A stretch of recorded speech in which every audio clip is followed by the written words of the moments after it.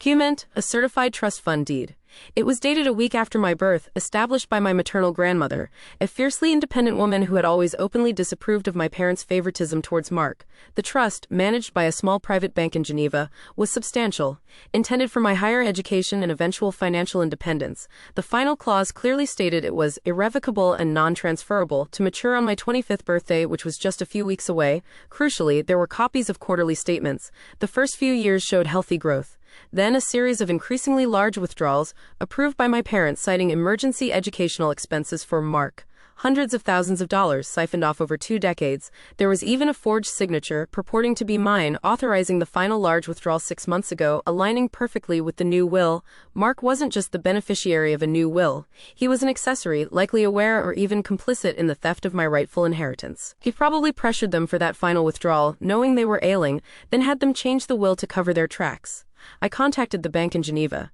They were initially reluctant, but, with the original trust deed and proof of identity, they confirmed the fraud. They had red-flagged the final large withdrawal and the dubious signature.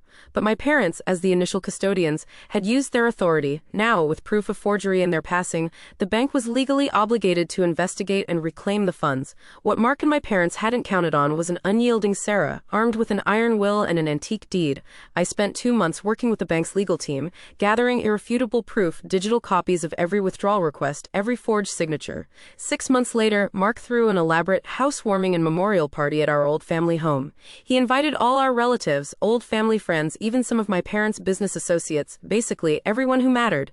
It was his grand coronation, a public display of his new kingdom. I arrived precisely on time, dressed simply but elegantly, a quiet storm in a cream silk dress.